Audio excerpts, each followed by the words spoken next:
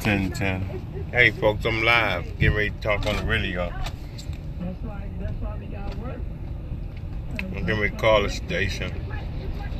410-481-1010.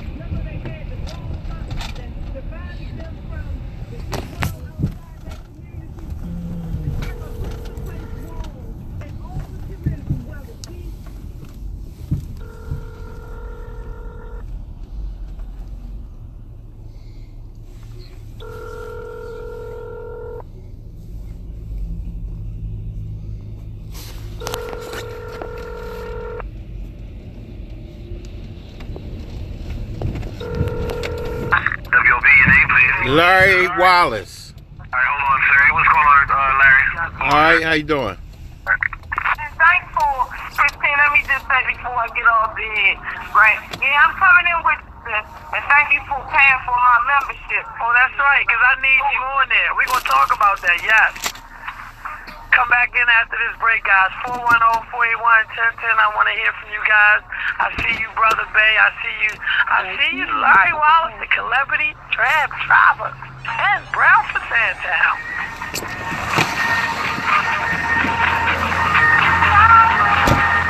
Yeah, Larry the celebrity cab driver. Give me to talk to Christine Flowers.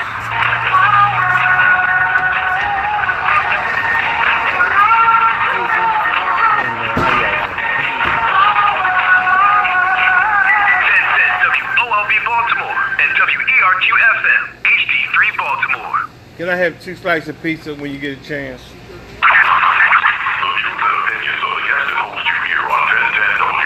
Hey, man.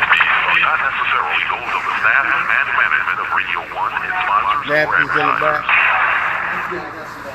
Okay.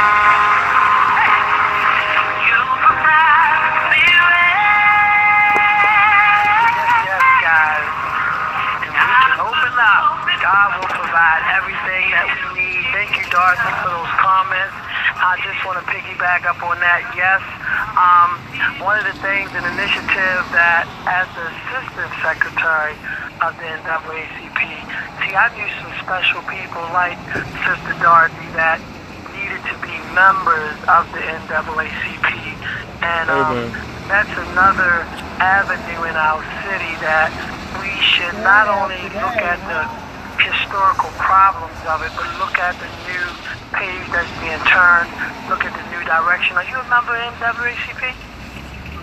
You not? Alright, we need to fix that today. Alright, yeah, you need to be a member too. Everybody needs to be a member. That's what we need to do.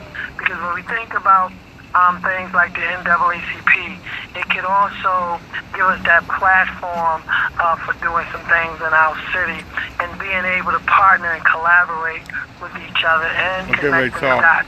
So I'm going to take my calls as I see them come in. I think this is Brother Bay. God bless you and the work that you and whoever does.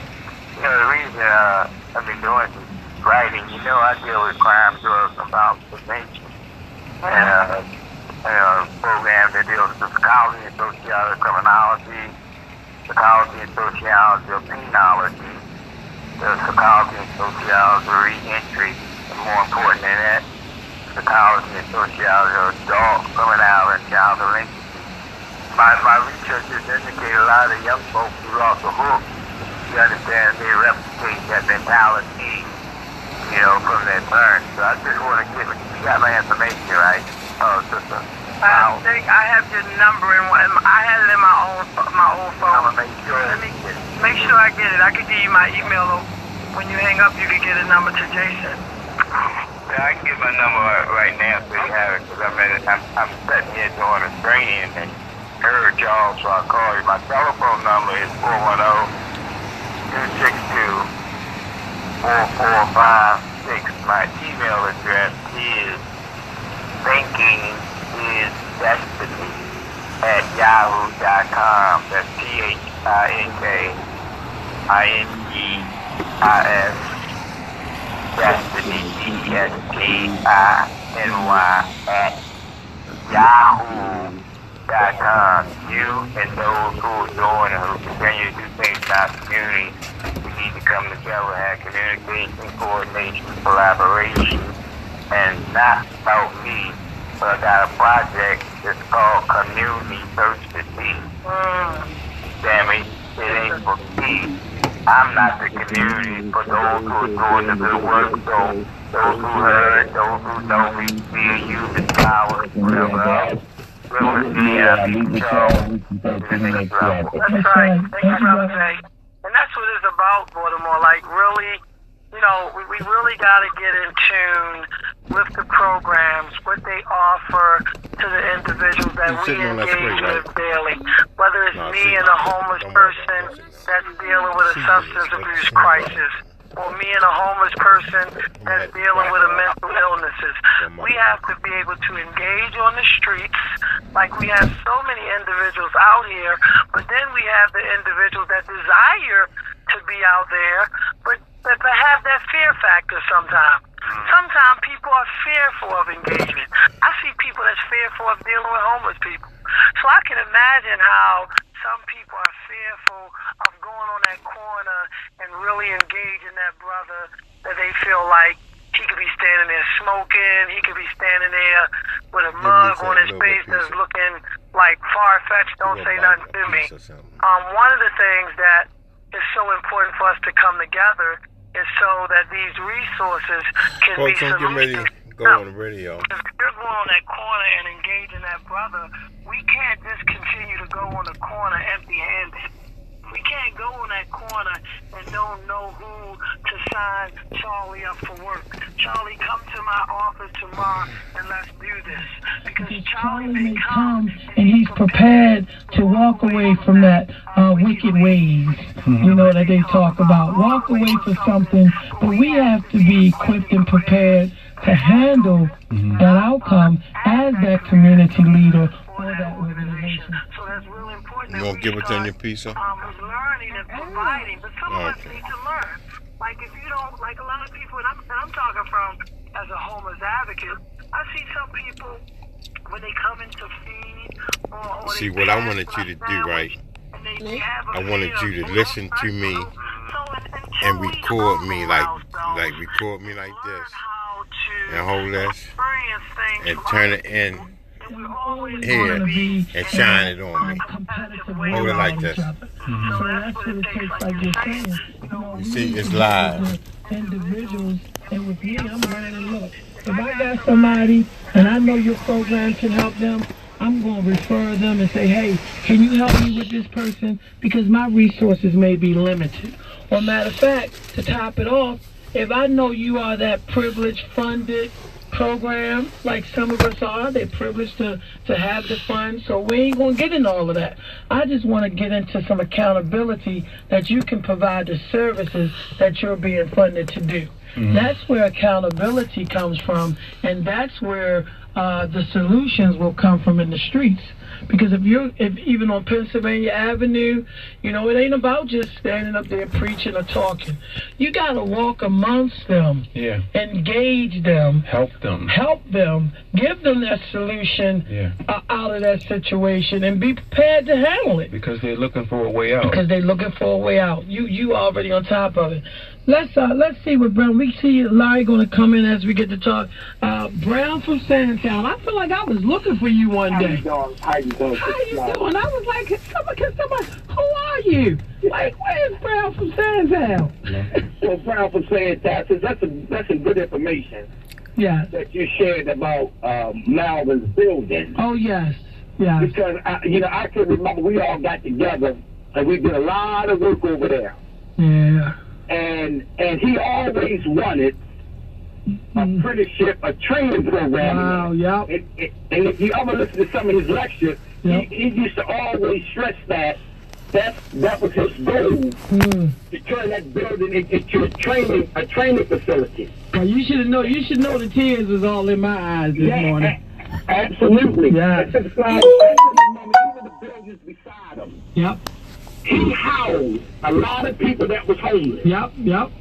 This whole neighborhood and community, if you had nowhere to go during that time and you was in this area, you could go to Malvin. Yep. and he would put you up and say nothing about the money, because it's like, you know what he would say, see me when you see me. See me when you see See me when you see me when you see me when you see. And just don't want him to have to come and see you first.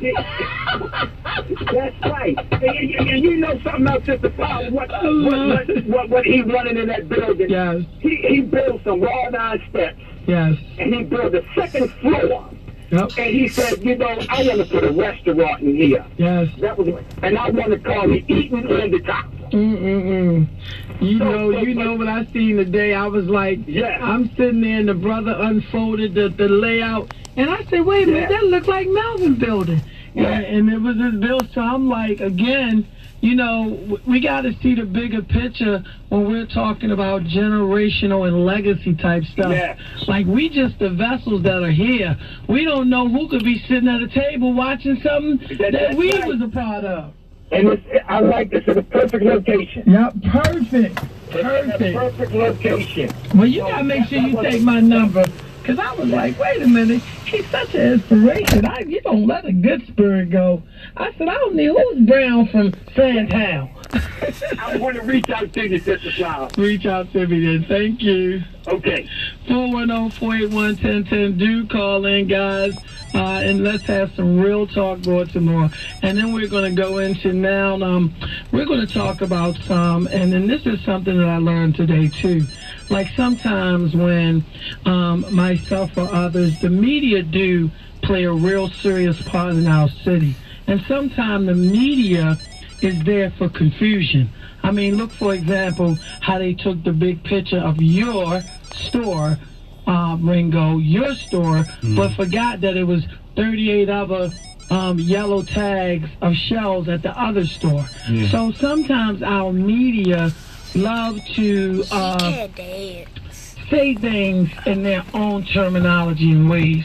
That's why it's so important, again, as radio hosts, that is real informative around here, that we do get the type of information that is needed in our streets for our community leaders and our organizations to really be able to effectively help some of our ill brothers and sisters is real important. It's not an option at this point when we're looking at homicides as the rate is going. But then I learned something today, because some of us can be like, okay, I don't see crime going down.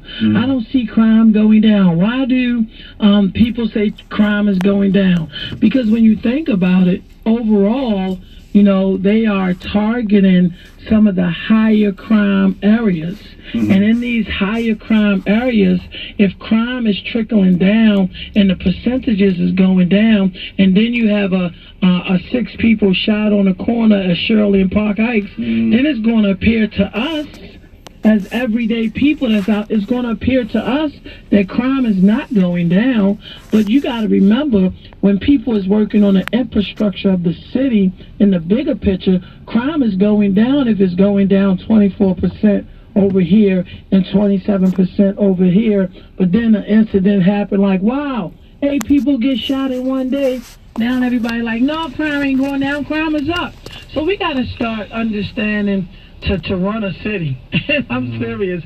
I had to really think about that today, and I thank Madam Mayor today. I was really privileged just to be in that room, just to see also some of her communication levels of revealing things to the group to help us to understand how we can communicate to others when they say certain things and don't even realize it's a whole lot of work being put in one area.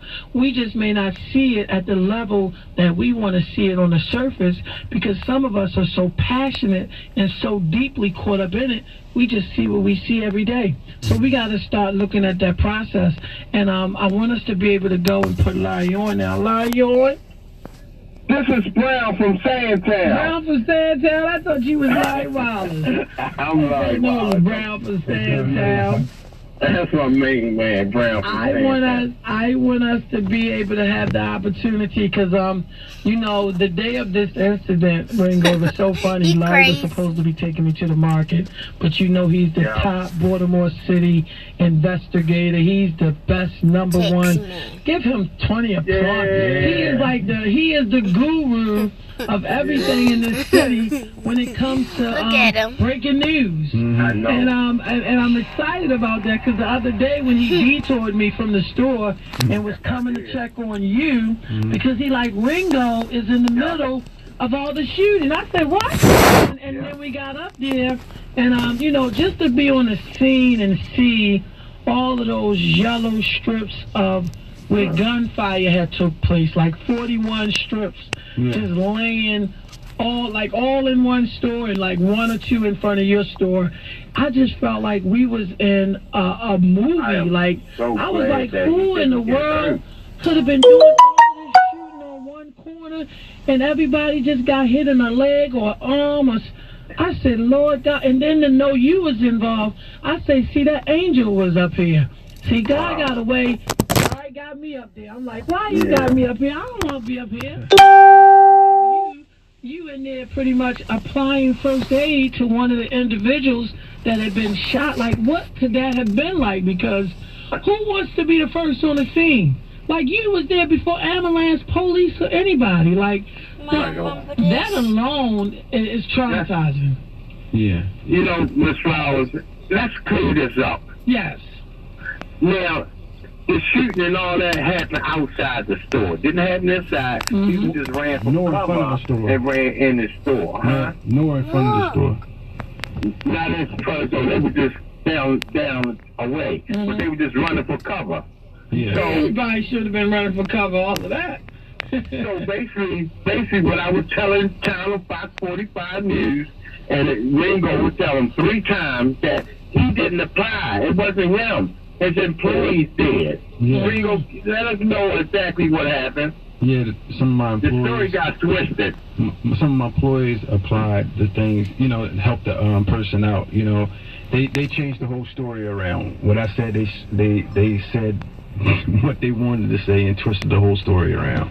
And this was Fox 45. That's Fox 45 News. They switched the story all around. Wow. And put it into some other way of whatever vision they had for publicity for their station. They would cut me out of. I told them, like, you know, what happened and this, that, and the fourth. I'm the spokesperson. They had edited me out, cut me out, disappeared me, and some kind of way. Larry said disappeared me. Yeah, I was disappeared. They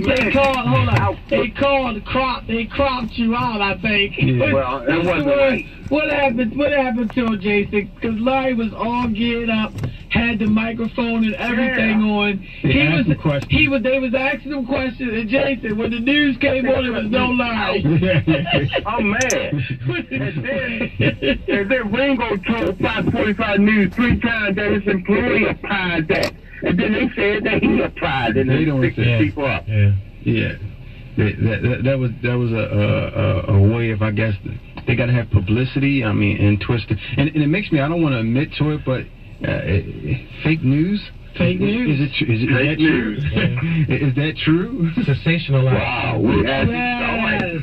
Making it sound more sensational than what it is. Yeah. And then to have the situation, I mean, again, you being in the midst of all of that, this young man running in, like, that's fearful alone. Like, That was a lot. Yeah, and one thing I want to know too is that in front of our store is a big glass. Yeah. Big glass in the front of the building. We have big glass on the side of the building. We got glass. We have a lot of glass. If any bullets would have came that way, the glass would have been shattered. Wow. Would have been shattered. Not one glass was shattered. Not one hole in the glass. No nothing. But Miss Flowers, I wanted to ask. And it was a 63-year-old man probably sitting across the street. That one was shattered or something, I believe. I'm not certain. But it was like OK Corral going on. The story had nothing to do with it. Let's get that straight. Yeah. You know, there's a gospel, a crew, upcoming artists and stuff. Little gospel people, and like politicians goes in there and eat. That's what I wanted to ask Manuel, because again, as a business owner, a lot of times when business operators in our city go through those type of experiences, they look to get out. You know what I mean? And you know, I feel for you that you have to go through this as a business operator in this city. But I mean, you are entrenched, you are implanted. You don't plan on going nowhere, and if anything, are you looking at trying to help the situation, you know, more in your neighborhood? You know, now that you know, your store has been, you know, a victim of a crime scene. You know, one of the things I think is the best thing for people that's out there is that we need to provide jobs for them. You know, jobs and opportunity. Because I talk to a lot of people all the time. You know, I talk to them all the time, and if they had a job opportunity, they would leave immediately. You know, and that's one thing, and you know, and that you say that, and one of the things that the man said this morning that is available to people that even have things on their record and jobs, some of the partnerships that they have, and you said the key component thing right there, jobs, what's needed, and just like Jason is making a statement, maybe as that is your store right there, maybe what can we do as community organizers to come and bring that type of atmosphere up there, so it won't be like, now that you experience this, is it something that we can help you organize and do? Is it something that we can do to come up there and maybe have a day of outreach to some of these individuals? And there are jobs out there, because again, I have to talk to Goodwill just got off the air, and they're providing plenty of jobs. George Mitchell on Friday with the HEIST program, he has plenty of jobs. So I mean, if we can get the resources to you, and you be an annex or a substation, you know, for you to pass the information on that there's jobs, even if you put a sign outside says, you know, jobs, we have jobs, you know what I mean, and you give them the information, but there are jobs out there, you know, and that's a good idea. It's ironic that he has a song, They Still on a Bad Day, and that day was so bad that day, and you know, I just don't understand. But I think that's a wonderful idea, Jason. Like and because you are a business owner there, if it's something that you want to come up with in the next couple of days, let's come up with it. I'm willing to participate.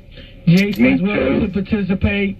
And we need you to participate, Baltimore City, because when these type of situations occur, we got to come out of our comfort zone and come on the street with the resources. So put something together, you know, because that's something that we need to start doing. Yeah, if anybody have any, you know, jobs or anything like that, I'll put the paperwork up, make sure that they get it. And not just where I'm at, but we need to make sure that people have that opportunity everywhere. Instead of some of the contacts that I got some cards today, I definitely want to make sure, and maybe we can put some flyers together that have a list, and some of them may need help doing resumes. That's something we could do if you got an office or you like doing resumes for people. I want to do all that at the Langston Hughes Business Center. Maybe we just need a bus to come up there on that corner and take them to Langston Hughes. I'll offer a ride. I'm right in the area. I'm not that far away. Yeah. You give me a call during the daytime, I'm not doing anything. I'll shuffle somebody around. Good. So you got your task, Brother Ringo. Give us our assignment. All right, well, I'll move my feet and get it done. Give us our assignment. That's what we have to do all over the city. 410-481-1010. Do call in, because somewhere out there you're sitting and you're listening and you know of a program, you know something that can help us as outreach workers, because everybody don't want to come outside. They can buy a CD, Miss Flowers. If they buy a CD, they can help us. Everybody don't want to come outside, but you may can say, hey, you got sandwiches for that evening. You may got hot chocolate for that evening, because we're going to come up there one evening and be able to engage on that same corner where 41 rounds was sprung out. 41 rounds, and right? Fill it up with 41 outreach workers. Yeah, 41 outreach, there you go. Yeah. Bring it, coming on the corners, and that's an interesting thing, because even in the interfaith community, you know, and I met this brother today that was down there, Brother Knox, and he's looking to be able to engage some of the interfaith community, some of these brothers in the interfaith community, because again, like I was saying earlier, some of us become fearful of engagement. I see it a lot, people fearful to engage homeless people. I'm pretty sure people fearful to engage the average thug or scary looking person. So again, it's about learning, coming out of our comfort zones and learning from each other, being humble with each other with our gifts and talents. And so when Wingo put that day together, I'm looking for individuals to come off of the phone, out of your comfort zone, and provide whatever service you, like I say, you make it say, Miss Flowers, we got hot chocolate when y'all do it. Miss Flowers, we'll fix some sandwiches. That's right. Everybody can do something to help the streets. The work has to take place in the streets. And if you got something to help us in the streets, those of us, look, I was in the streets that day, Larry dragged me up there. I'm like, if you got something to help us, bring us your literature. Bring us your information.